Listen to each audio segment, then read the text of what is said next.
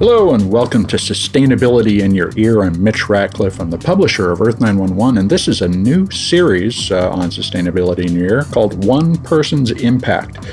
And really, I want to tell you a story, a series of stories about how I am trying to make changes to be supportive of a livable atmosphere. A year ago, I got involved with Earth911, and I did it largely because I knew I was not making the kinds of changes I needed to in my life in order to support the environment. And so I got involved with Earth911 largely to learn about how to make progress. And as I've watched people make progress over the last year, myself and others included, I often see folks criticizing them for not going far enough. And I want to emphasize in this story the challenges that you can overcome if you just let go of being afraid of not going far enough or going too far for yourself. This is really a process of making new trade-offs in our lives, ones that are profoundly important to the future of our species and to our planet. But we also have to recognize that we're people, and changing people takes time and takes energy. So my efforts, my attempts to change began last year, and I've made what I consider small changes. I simply haven't done enough yet. But I started by getting rid of all of the gas-powered yard equipment I had. And this cost me about $650 to $700 last year. We got rid of the gas mower, we got rid of the gas blower, and the gas trimmer. And this year I wanted to do something much bigger, and that was getting a new electric vehicle. So, I was born in a time when the car was the way that you became free. You grew up, you got a car, and you started driving away from home, and that was the world. And unfortunately, I've always associated my car with a certain sense of freedom, and so I have kept a sports car much longer than it was a good idea to do so. And in fact, I think that's the challenge we all have. We want to stay the same. We want to keep the same status symbols that we think are important, but those status symbols obviously change over time. So I went out and I purchased a used BMW i3. It's a 2016 with a range extender, and it's a great car. I've had it for about a week and a half now, and it raised a couple of important issues for me. First was the concern that the range wasn't going to be good enough for my twice weekly 60-mile commute each way. So essentially, I'm burning about I'm traveling about 220 miles a week, 240 miles a week, and burning about 62 gallons of gas a month, which when you do the math, I use E10 gas, ends up reducing the amount of carbon dioxide that my cars produce as I do that commute by 1,174.9 pounds per month, or about 14,000 pounds per year, roughly 7 tons of CO2 that I am not producing by driving to work anymore. And I think that's a great thing, and I think everybody ought to consider doing it. If you're not taking public transit and trying to cut your impact and sitting in an individual car, the electric vehicle is the way to go. The i3 is a ton of fun to drive. It handles much better than you would think it would because it has these very narrow, high wheels that surprisingly turn out to be the ultimate driving machine for getting around with an EV.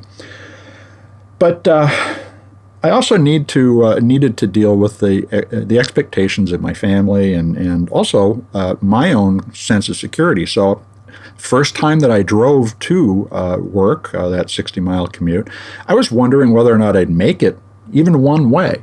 And it turned out I did, with 12 miles left to spare on my electric engine. And on a second occasion this past week, since I got the car, I have had to drive an extra 50 miles during one of those commutes in order to give a talk at a Chamber of Commerce event. That meant that I had to drive about 95 miles without a charge, which was more than the car was guaranteed for. And then with the range-extending engine, which burns premium gas, there's a little 2-gallon gas tank and essentially a BMW motorcycle engine inside that sounds like an air conditioner when it starts to run. I was able to get that 95-mile drive in with absolutely no problem. And so I've overcome this sense that the car, because it has a very limited range when you look at it on the dashboard, I've overcome the sense and know how to manage now what I can get out of the vehicle.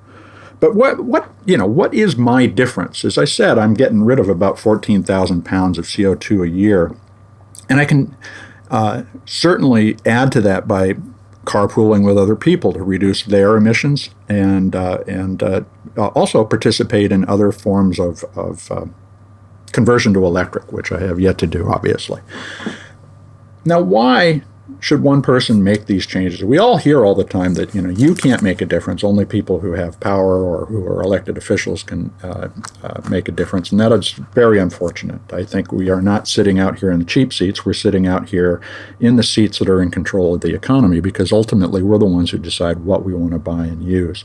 And unfortunately, we haven't been given the options for electric as long as we might have.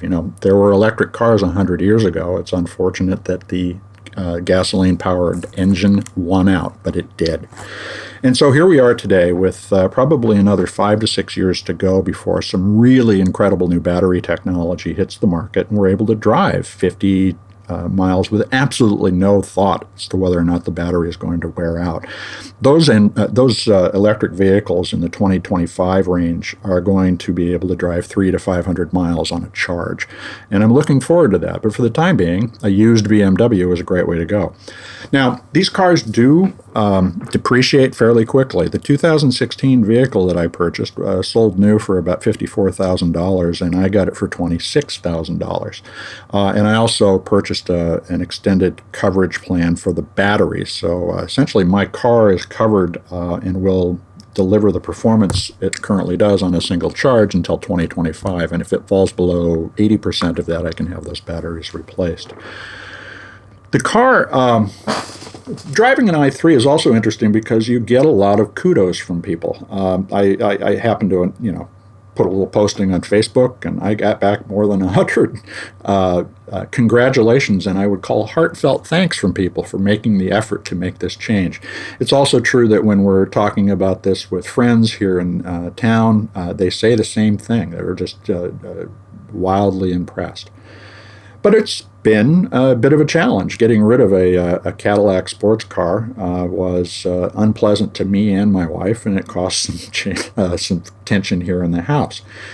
So you need to be prepared not just to think about how you manage your driving, but also the responses of the people around you, both positive and indifferent. I wouldn't call it a negative response to the car, but certainly my daughter, who covets that Cadillac as an opportunity to drive in the future, is disappointed that it won't be there.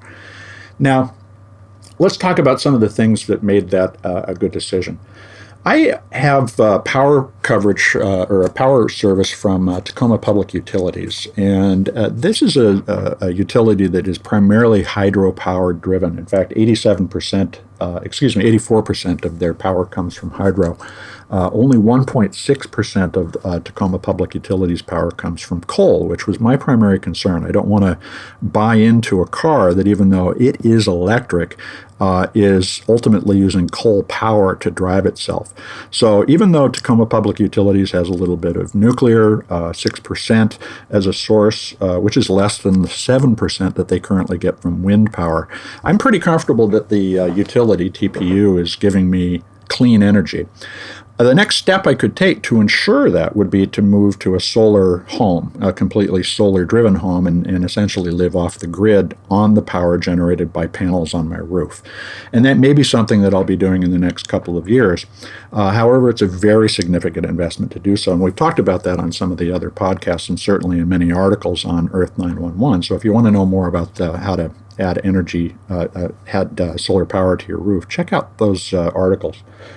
But we need to think really clearly about what the opportunity is to make a change.